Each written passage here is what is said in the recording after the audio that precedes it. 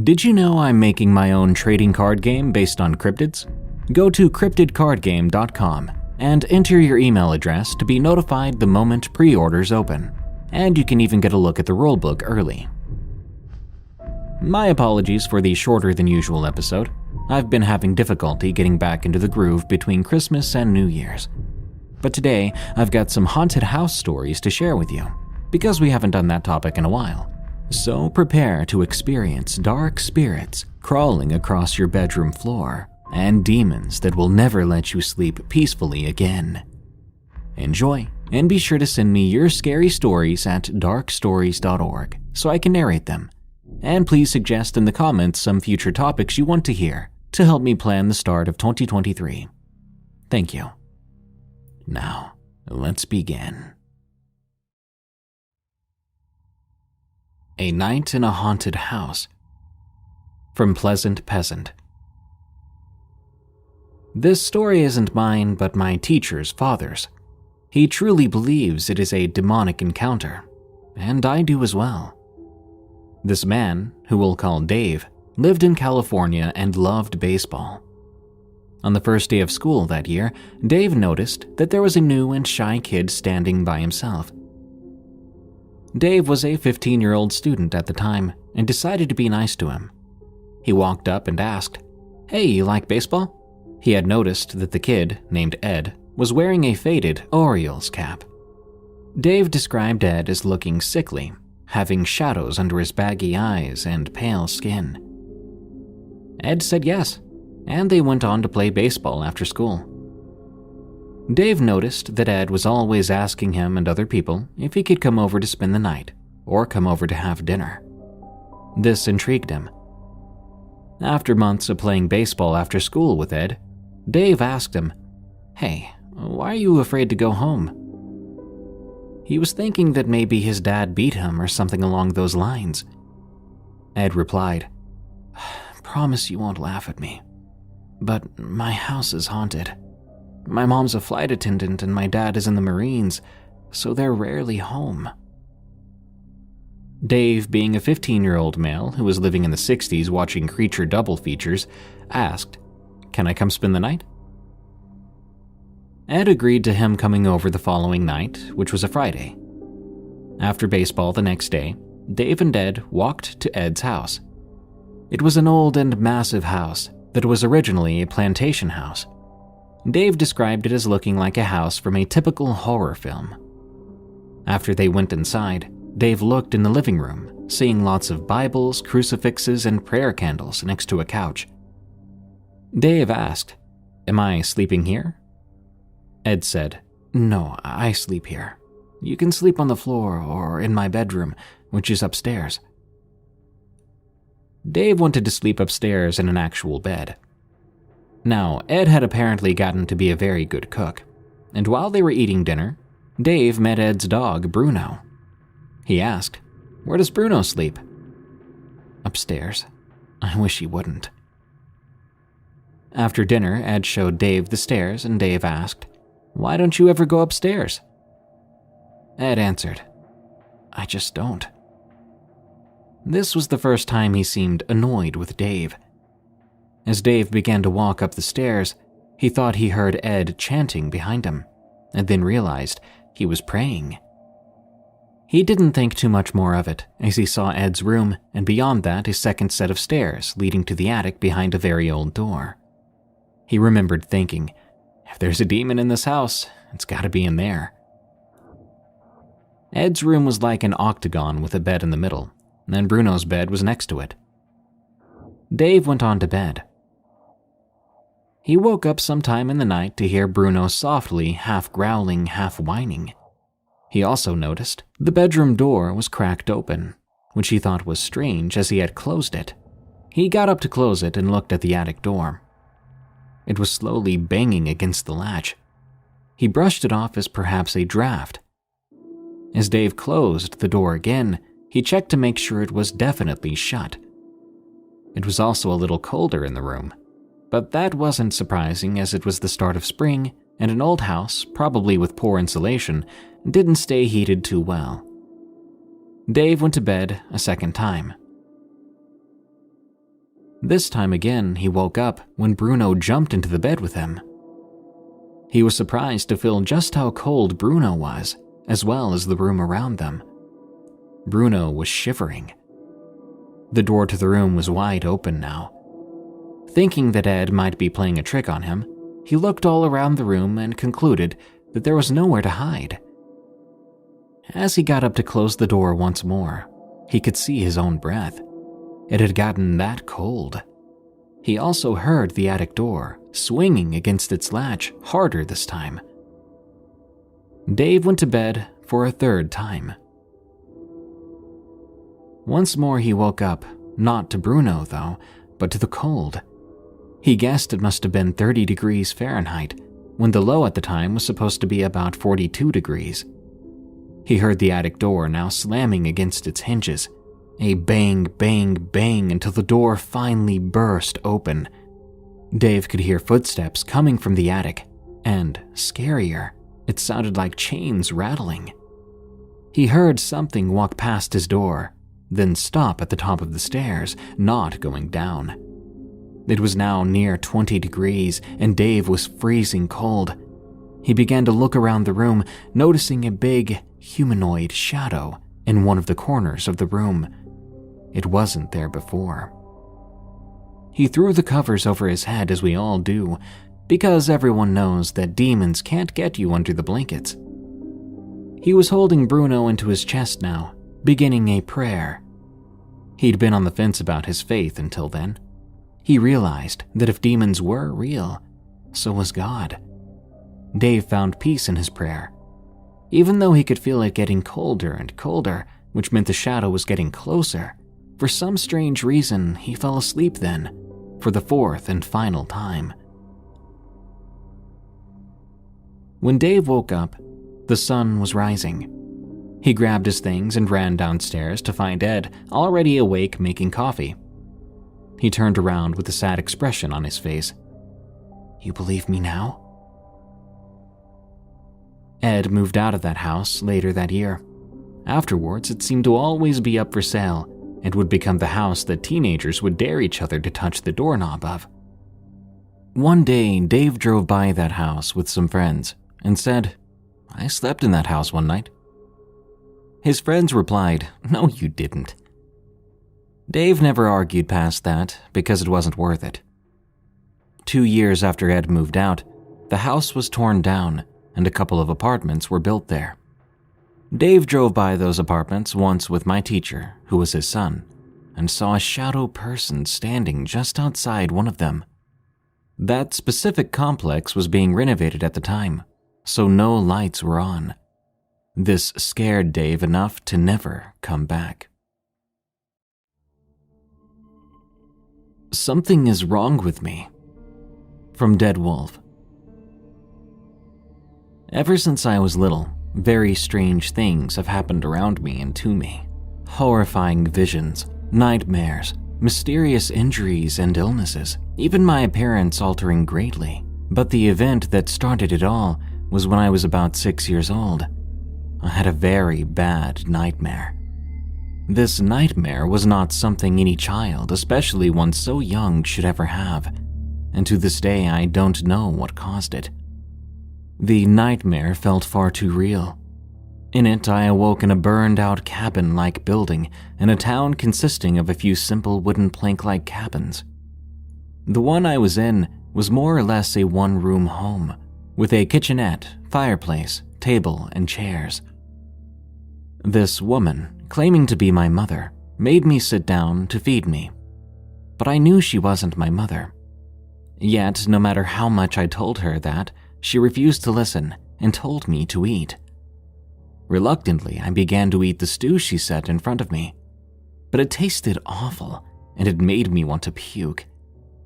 Looking down at the so-called stew was a bowl of blood filled with human body parts. Tongues, ears, eyes, even fingers. I was horrified and ran away from the fake mother. I ran out into the streets, but the streets were filled with blood and bodies. Looking around, I saw people acting as if all this was normal. The town itself was surrounded by a forest burning bright from a red fire, and the only safe path leading to an iron gate was blocked by what appeared to be a wall of human flesh and remains. The people, mostly men, kept telling me if I wished to get out, I had to eat my way through the bodies. I screamed and cried and begged them all to release me. I began to claw my way over the mound of bodies, and I ran for the gate to escape. It was then that I awoke to my actual bed, soaked in sweat and tears covering my face. For over a month, I kept seeing images of bodies every time I closed my eyes to sleep. I spent most of this month sleeping with my parents out of fear of that nightmare. But I was too scared to tell them what the nightmare was of. That was only the beginning to the horrors. A peculiar thing did happen later. I would finally tell my mother about the nightmare. But then she told me how, about 2 years prior, she took my sister and I to a very old-timey village with such buildings, like the ones from my nightmare. She told me how, while looking at the buildings, I stopped, looked her in the eyes, and said something along the lines of, "I know this place. I've been here before." Which isn't possible, since she would have known. That's not all. I began to wake up covered in bruises and scratches. My light brown, nearly blonde hair began to turn a much darker shade, to the point it was nearly black. My tan skin paled to an almost sickly white, and my bright eyes darkened. Almost every night I would see shadows, spirit-like visions, and had even more hellish dreams. Years passed, and my luck got worse, as did my health. I ended up losing my right eye in an accident, and 2 years ago became deathly ill, coming close to dying. I can't help but think all of this is related to that nightmare.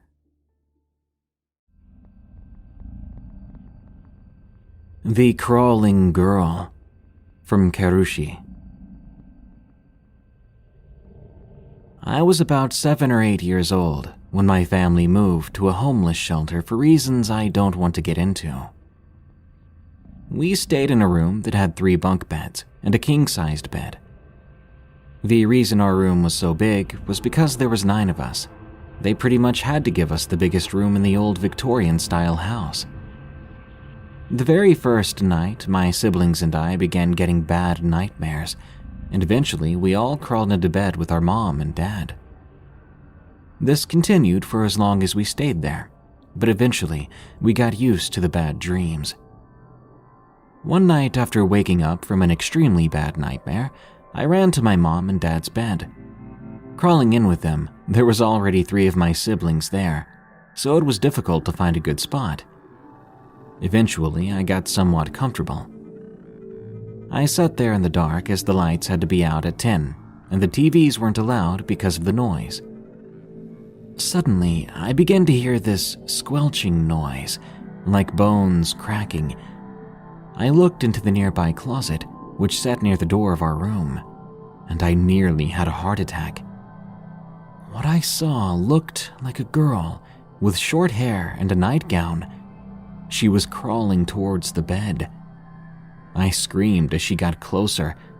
My mom and dad sat right up in the bed, one of them turning on the little lamp next to the bed. I told them what I saw.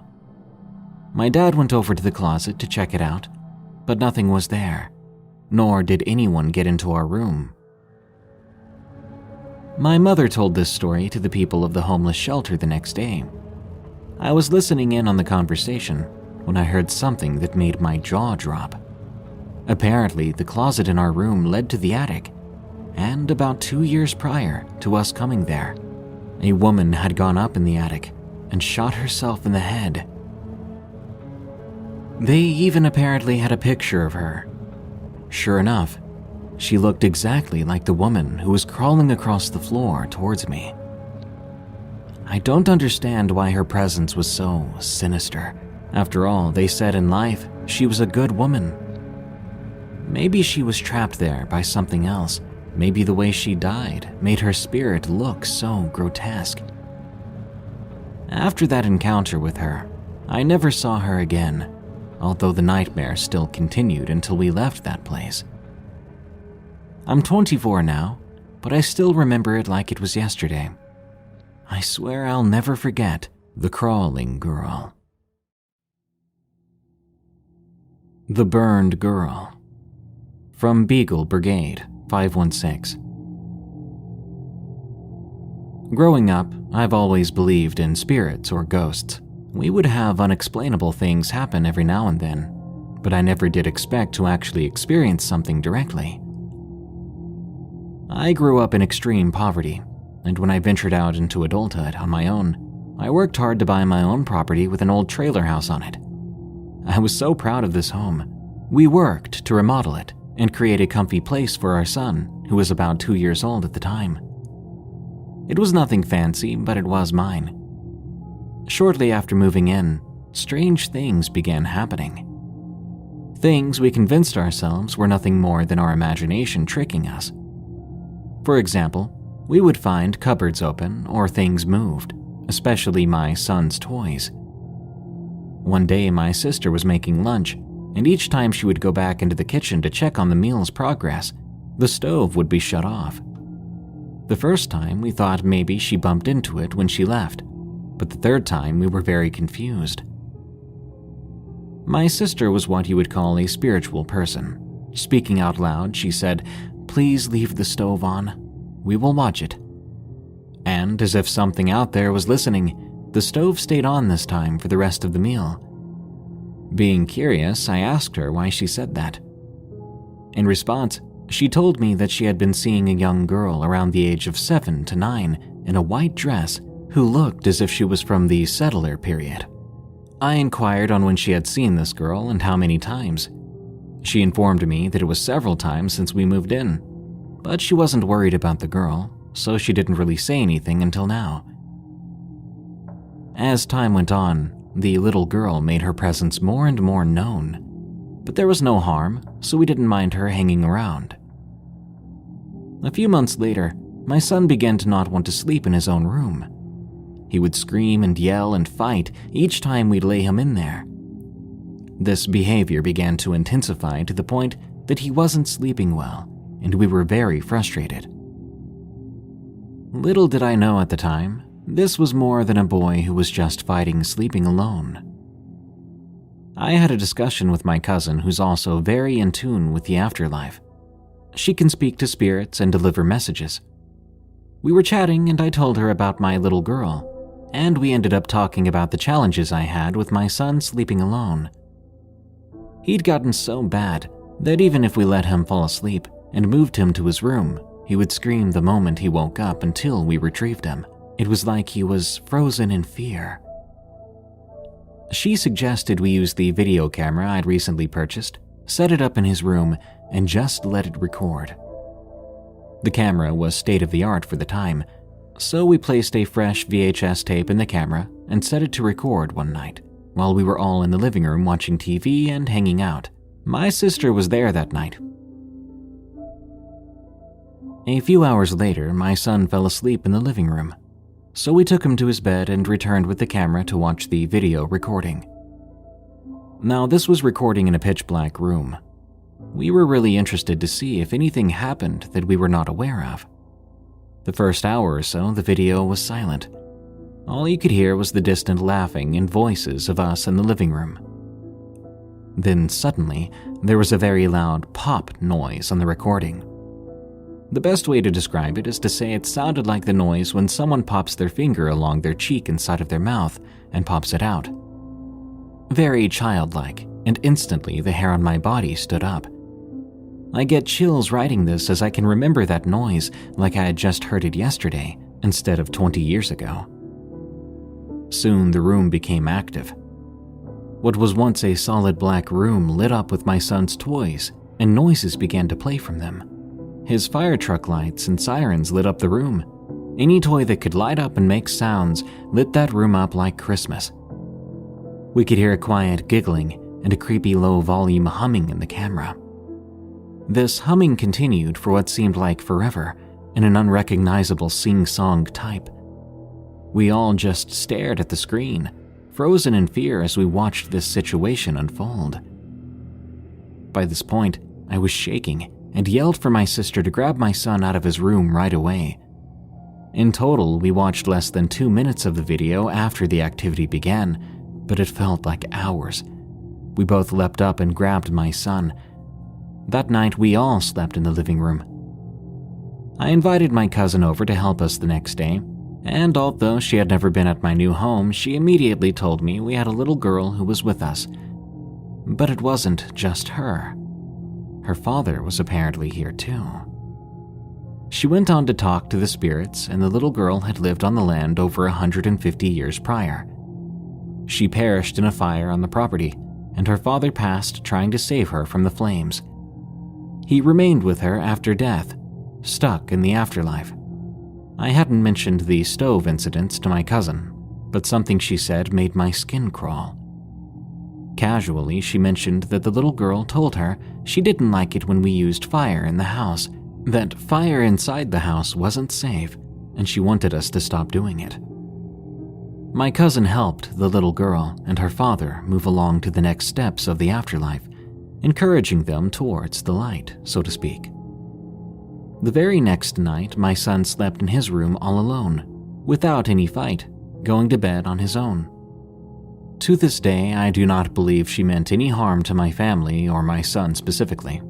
I believe she was excited to have a friend to play with. My cousin believed that he was afraid of the father, as he appeared to hover above the ground and simply watch the little girl, but not saying a word to her. I did some research on the land, and I was able to find a story of a little girl and father who did perish in a fire around the time frame my cousin had stated. The newspaper story was exactly as she had described it. The father attempted to save his daughter, but unfortunately they had both succumbed to the fire. I have had other encounters with ghosts since then, but nothing has caused as much fear as seeing that room light up while hearing the sing-song humming and giggling from an otherwise empty room. Home Sweet Haunted Home on 63 Maple Street. This is an excerpt of a book sent to me by the authors, Jordan Tyler and Quinn Farkas. If you enjoy what you hear, please support them by checking out their book on Amazon, called The Haunting of 63 Maple Street. I already ordered myself a copy, actually. Link in the description. Please note I've edited this excerpt slightly so that it fits as a single story submission and sounds a bit less like something from the middle of a book. What better place to begin the story of our home than with the lobby? Our lobby is a bit different from other lobbies on the street, in shape and size, inside and out, and we're guessing in regards to its paranormal activity as well. The old man and old woman who built the place had added it to the home as their next to last addition to the house. For that reason, what used to be the largest window in the house, imagine a big square 4.5 foot tall by 4.5 foot wide window beside the front door to the house, is now situated inside the lobby directly beside a door that leads to our home's living room.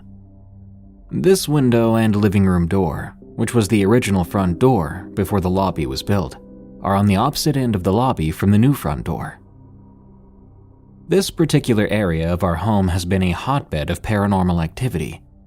Long before I left the USA and headed to Balistia, my wife told me stories about potential ghosts and things that go bump in the night in the home, many of which were centered around the living room door and that big old window. Shortly after arriving in Croatia and spending quite a bit of time alone writing, while my wife was away at work, I quickly took note of the same sort of strange and unexplainable activity. Granted, most of the activity I became aware of shortly after I first came to Croatia several years ago was not strictly limited to the lobby. However, many of the first encounters and strange happenings did indeed involve the lobby, just as my wife had described to me during our constant hours-long Facebook Messenger phone conversations. Odd sounds from the lobby disturbed and distracted me from my work as I sat writing at a desk situated against a wall of the living room, which is adjacent to the interior lobby wall, the wall with the door and window in it. Things would randomly fall over, such as a broom or coat rack, or tumble off of the window ledges. There are 3 large windows on the exterior wall of the lobby, that look out onto the yard and crash onto the floor. Loud bangs from the lobby also caught my attention and left me a little nervous, as I was the only one home when much of this happened in the beginning. One winter evening in 2018, I was home alone and writing as usual at the desk by the window, which looks out into the lobby from our living room. I was startled by a sudden series of bangs on the other side of the wall. I knew immediately these sounds were different and not simply a broom falling over or a set of keys dropping from the window ledge. This bang sounded hard and loud, like a deliberate donkey kick against a piece of furniture. Stepping outside, I quickly noted that the sounds had obviously come from inside the large wardrobe that sits against the interior wall of the lobby. There was nothing else in the lobby, furniture-wise, that could have accounted for such sounds. I quietly stepped back inside the living room, retrieving a staff that I kept tucked in the corner of the room beside a bookshelf, and silently slid back out into the lobby and crept up to the wardrobe on tiptoes so as to not make any noise to alert whatever may be inside. At this point, I was just beginning to adjust to the house, so my rational brain was telling me that a wild animal must have somehow gained access to the lobby and trapped itself in the wardrobe. Stopping beside the first of the 3 doors to the wardrobe, I slid the first panel door open with one hand. The other hand gripped the staff. I was unsure of what type of species it could be, as I was still fresh off the boat to Europe from the United States. When the door slid open, the compartment was empty, aside from shoes and coats. I repeated the process and found the rest of the large wardrobe was equally empty. Nothing seemed to be out of place. There was definitely nothing inside that I noticed which could account for such sharp and loud banging. Not long after the incident, the wife and I were relaxing in the living room one night and experienced the same sort of sound, loud and deliberate sounding banging from the inside of that wardrobe.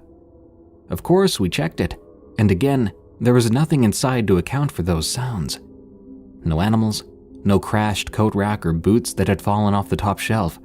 There was simply no explanation for it that we could conceive of by any stretch of the imagination, unless it was something paranormal, which began to make more and more sense as time went on. During this same time period, other strange and unexplainable sounds continually disturbed me while I was home alone writing. The lobby was definitely full of mysterious and creepy activity. As I sat at the desk, banging out thousands of words day in and day out, my ears picked up on all sorts of eerie happenings in and around the lobby. One of the most unnerving repeat occurrences from the lobby in those days was the opening and closing of the front door, apparently of its own accord. I didn't even stop writing the first time or two I heard these particular sounds, like the door swinging open, and a second later, about the time needed for a person to step through the entryway and into the lobby, the door shutting with an audible thud as if it had been pushed closed. I did, however, take notice when a minute later, no one had walked past the big interior window or come through the living room door. It was after the second or third time that I heard the door opening and closing on its own that I started getting up and stepping into the lobby whenever the door opened. Most of the time, it was of course my wife returning from work. But there were several occasions that, upon hearing the door open and close, I stood up to investigate, and by the time I opened the living room door that leads to the lobby and stepped out, the space was empty. These experiences continue to this day. In fact, over the past couple of years, the other 2 doors connected to the lobby, the back door and the living room door, have begun opening and closing by themselves as well. To be absolutely clear, there is no way that the wind is the culprit. These are not old doors, having been installed just a few short years ago and are quite modern, including tight weatherproof seals and solid latches. Another compounding factor that makes things even more nerve-wracking is the accompanying footsteps that can be clearly heard with the opening and closing of the lobby doors.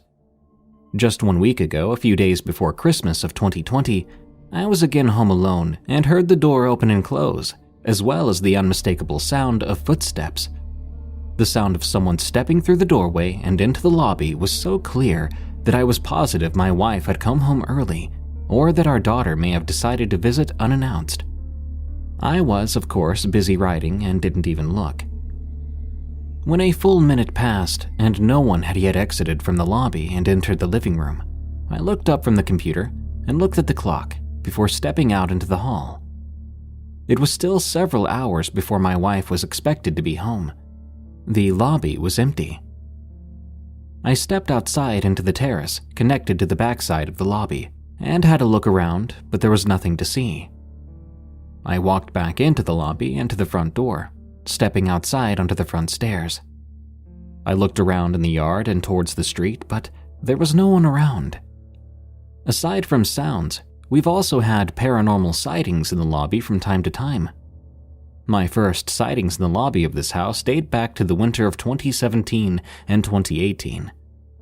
Again, I was sitting at the desk, writing when it happened. Out of the corner of my eye, I noticed movement. Not some little flicker or blur, like floaters, but something big and well-defined, like an adult person.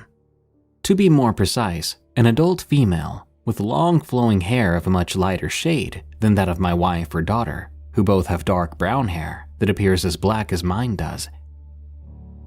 This woman's hair color was a mixture of strawberry blonde, which has a slight tinge of orange or red to it, and dirty blonde. I was taken aback the first time I saw her, but with each passing sighting of her, I became less unsettled because I felt nothing threatening about her presence. Discussing these encounters with my wife, who had also witnessed similar manifestations, we became convinced that it may be the spirit of a deceased acquaintance of my wife. If it was her, she had died a sudden and unexpected death due to a very unfortunate accident at home. The circumstances of the girl's death, which had occurred several years ago when she was a teenager, were enough to explain why she might be restless. Out of respect for her family, we won't go further into the details surrounding her death. But I will say that some may say that her death was rather suspicious and untimely. Further, prior to her death, her relationship with my wife would also explain why she might want to visit our home in particular. They hadn't been friends for too awfully long before the accident, but they had developed a mutual respect and genuine friendship, which apparently for this girl, real friends were not so easy to come by. The first few times I saw the girl's ghost, she was walking by the big lobby window, and I had a side view of her face. It was from the depiction of what she looked like that my wife was able to put two and two together as to who this ghost might be. After being visited by the girl multiple times, always walking from the front door past the window, one day she continued on to the living room door and stopped with her face peering into the living room through the glass panes in the door. Needless to say, the sight gave me the chills. Thankfully, they passed quickly. We saw her several more times that winter, through the window as well as through the living room door's glass. Eventually, we decided to perform a ritual designed to greet, welcome, and release her spirit. If it were her, and she was indeed trapped here, distraught over her early demise and hoping to be comforted by her old friend, my wife, then we'd do our best to see that she would at last have a bit of peace and rest. That said, it must have worked, because her ghost has not been seen again, that we know of.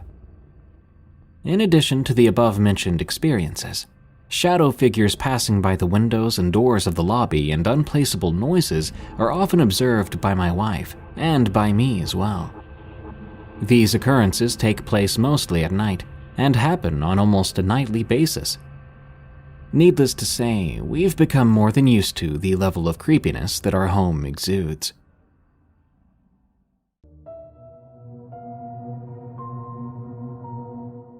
Thank you for listening to another unsettling episode of Unexplained Encounters. You can send us your story to have it narrated on the show at darkstories.org. Unexplained Encounters is an EerieCast original series. You can find other horror-themed podcasts at eeriecast.com, such as Redwood Bureau, a fictional anthology series, Freaky Folklore, a documentary-style series about myths and cryptids around the world, Destination Terror, a show about the most haunted places, and Tales from the Break Room, another show I host all about the scary things that happen to people at work. Again, that's eeriecast.com. By the way, If you want fewer annoying ads and you want to support what we do, consider going to eriecast.com/plus to sign up for EerieCast Plus. That unlocks all our podcasts with all but host-read ads removed. Until next time, stay safe out there and stay creepy, because this world is a strange one.